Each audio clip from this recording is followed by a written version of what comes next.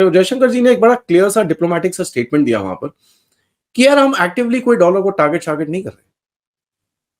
इससे एक दो पहलू निकलते हैं कि देखिए यार, अगर आप अपनी औकात में रहेंगे, अपने हद में रहेंगे, तो हम ठीक है डॉलर को इतना टारगेट नहीं करेंगे। सऊदी प्रिंस फैसल साहब का फोन आया, am I authorized to talk to Jaishankar also and convey you are ready if they stop? I say yes. जो इन्होंने कहा है और जो इन्होंने किया है और उसके लिए सबूत की भी जरूरत नहीं है, उनके खुद बयान है कि हम खत्म कर रहे हैं। पाकिस्तान के डिप्टी पीएम इशाक डार ने पाकिस्तान के न्यूज चैनलों को एक इंटरव्यू दिया। इसमें वो सिलसिलेवार तरीके से बता रहे हैं कि पाकिस्तान को भारत ने कितना पीटा और पाकिस्तान कैसे झुका। पाकिस्तान के पास तो सर सीरीज ऑफ वाकयात ऐसा है कि जिसके अंदर हमें भी मुतालबा करना चाहिए कि इनकी भी इन्वेस्टिगेशन साथ करें। प्रिंस फैसल ने को 20-25 में फोन किया कि मैंने जयशंकर साहब को ये कह दिया, तो बात यह कि अगर ये उन्होंने अपना किरदार अदा। यहां पर भारत ने मेरे हिसाब से पहली बारी एक ऐसा जवाब दिया है जो जयशंकर जी के जो वर्ड्स थे, जहां पर उन्होंने बोला था कि साहब आप हमारे ऊपर जितने मर्जी कमेंट कर लो, कोई फर्क नहीं पड़ता, लेकिन विश्वास करिए हमारा भी कमेंट आपके ऊपर उसी तरह से उसी स्ट्रेंथ से आएगा। पाकिस्तान के विदेश मंत्री इशाक डार ने एक टीवी चैनल को दिए इंटरव्यू में कहा कि भारत पाकिस्तान सीजफायर में ट्रंप या अमेरिका नहीं बल्कि सऊदी प्रिंस का रोल था। क्या लग रहा है कि ये इंडिया की तरफ से एक दफा फिर पाकिस्तान को इस जंग में घसीटने की कोशिश क्यों की जा रही है? क्या वो इंडिया का टारगेट पाकिस्तान का न्यूक्लियर प्रोग्राम है? यहाँ पे भारत सरकार अभी ब्रह्मोस का नेक्स्ट वेरिएंट बना रही है, जिसको बोला जाता है ब्रह्मोस एनजी।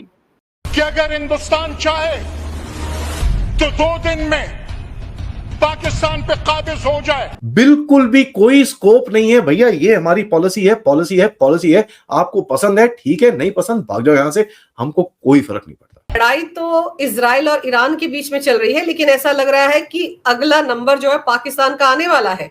मोसाद की रेंज में शायद पाकिस्तान के सारे नेता आ गए। इस मर्तबा खुदा न खास्ता जो इजराइल है वो अगर ईरान को जेर करने में कामयाब हो जाता है, तो आपको लगता है कि फिर इजराइल और इंडिया का अगला निशाना पाकिस्तान भी हो सकते हैं?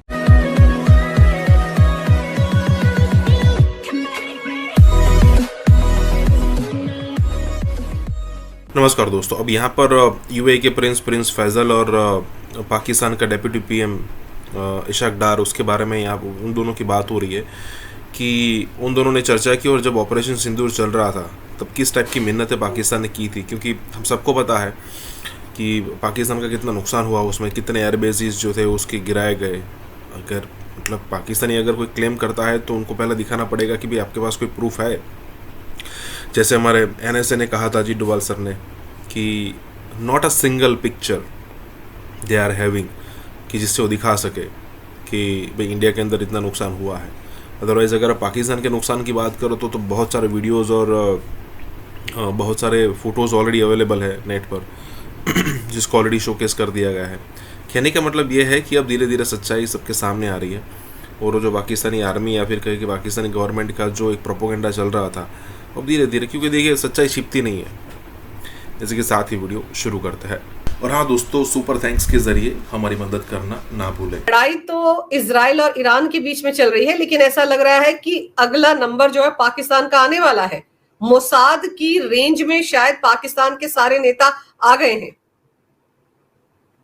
देखिए, आपने बरोबर बोला है कि ईरान के एक प्रमुख जनरल और वहां पे एक पार्लियामेंटेरियन और उनके सिक्योरिटी काउंसिल में एक अहम भूमिका निभाने वाले व्यक्ति ने ये बयान दिया है कि अगर इजराइल ने ईरान के ऊपर न्यूक यूज किया तो पाकिस्तान जो क्लेम करता है कि उसका बॉम्ब इस्लामिक बॉम्ब है वो यूज करेगा इजराइल के ऊपर।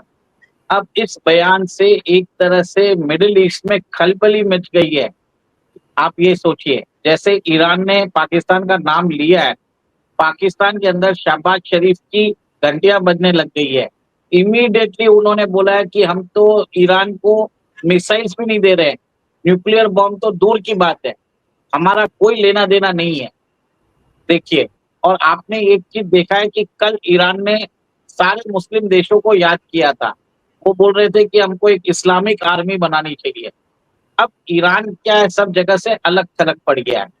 डोनाल्ड ट्रंप पहले ही जाके सबसे संधि करके आ चुके हैं, ठीक है। पाकिस्तान ऑलरेडी ट्रंप के साथ जुड़ा हुआ है अभी ट्रंप एडमिनिस्ट्रेशन में, क्योंकि आपने ये देखा है कि कैसे जिस आदमी को आसिफ मुनीर को स्टेट गेस्ट के जरिए जैसे पब्लिसाइज किया था कि आर्मी डे पे बुलाया गया है, अचानक आपने देखा है कि व्हाइट हाउस ने बोल दिया हमने उसको नहीं बुलाया। तो एक तरह से पाकिस्तान जो अपने आप को पोजीशन कर रहा था कि वो मुस्लिम देशों का ये जो न्यूक्लियर बॉम्ब उसके पास है वो एक इस्लामिक बॉम्ब है, वो एक तरह से धरा का धरा रह गया, क्योंकि सबको मालूम पड़ गया कि अब इसका कंट्रोल पाकिस्तान के पास कभी था ही नहीं, क्योंकि ये बॉम्ब सब सारे थे अमेरिकन बॉम्ब जो पाकिस्तान में स्टोर करके रखे थे और पाकिस्तान सब जगह अपनी धौसपट्टी जमा रहा था।